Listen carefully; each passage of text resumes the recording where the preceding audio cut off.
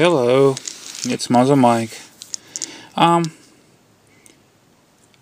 have the Kz750 tore down at the moment for actually about a month ago. I noticed that it was having trouble starting, and I went down through the system and checked out the connections real well and found out it actually needs starter brushes put into it. So I got those on order, but to get the starter out, of course, you got to tear half the bike apart, it seemed like, to get to it. So while I have it apart, I decided, I've been having some troubles with this bike. Now I noticed it has had not quite the charge it should have. I mean, it was pumping out about at 4 grand. It was putting out around 13.5 volts, 13.5 volts. Whenever it really should be putting out 14.5 volts, which is telling me there was something in the charging system that was giving me problems. So since it's tore down, it doesn't have a kickstart to start it. There's no way to really start it up again. But I did test it before I tore it apart and found out it was putting out 13.5 volts at 4,000 rotations per minute. But to start out how to check it, I figured, well, I got halfway tore apart anyway, why not test a stator? And the stator looks like this. It's similar to this. I know I'm not an artist, and I apologize for it. But the stator, this is under the cover on the left-hand side of the motor, and you have 3 wires coming out of it. And what you need to do to test this is you need an multimeter. And whenever you take your multimeter, I use the digital kind. You can use the swing arm if you want to. I mean, everybody has their own personal preference on that. But you set it on 1 ohm range, and you measure between these wires. You go from here to here, here to here, then you just check it between them.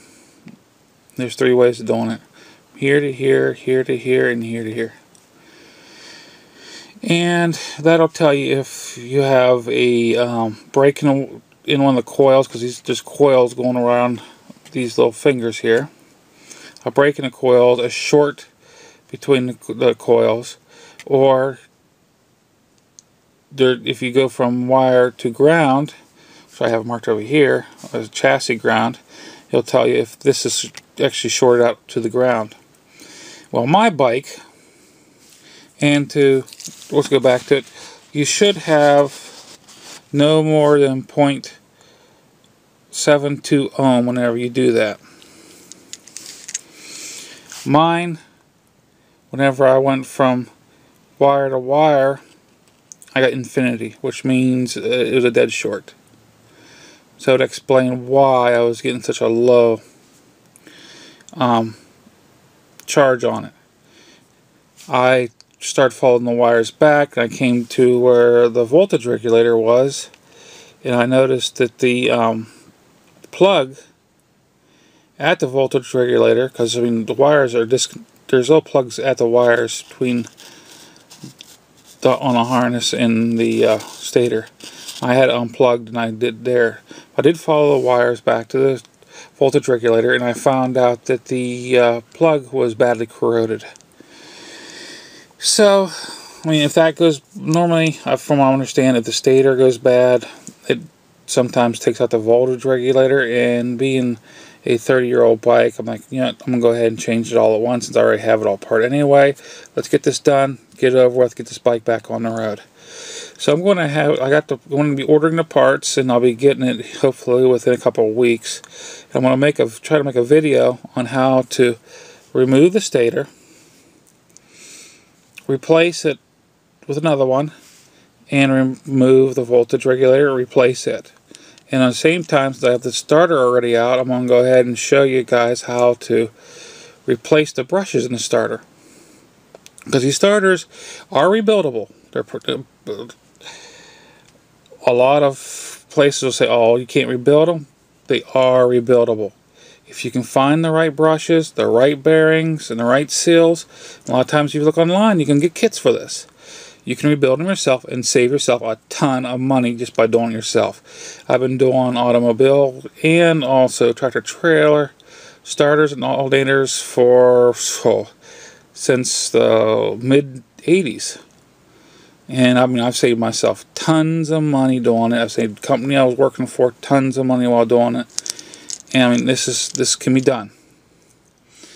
I mean, I hope this will help you out. I mean, this is for a 1982 Kz750 LTD.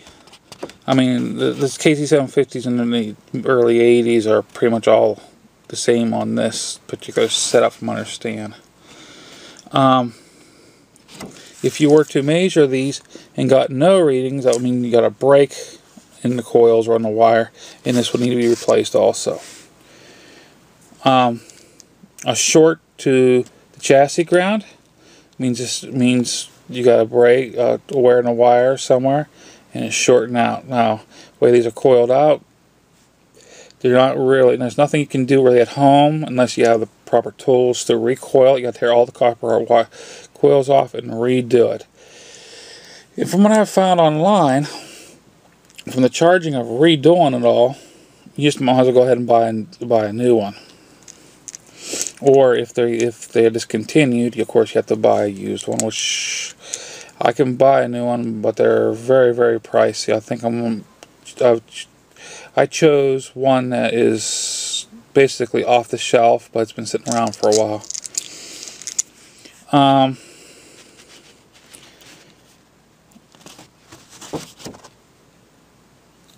Like I said, anything below 14.5 volts on this bike at 4,000 rotations per minute, anything below is telling you that you need to check your stator and also your voltage regulator. This is how you test the stator. I found out mine was bad, and while I'm in there, I'm just going to go ahead and change the voltage regulator. Well, I'm going to stop it here. It's already going on almost 8 minutes. Hopefully in my next video I'll have my brushes in, and I got my stator already on order, and I've got to order my voltage regulator. It shouldn't be here. It should only take like a week or two. Hope this will help somebody in the future. Any questions, go ahead and leave questions down in the comments. Have yourself a good day, everybody.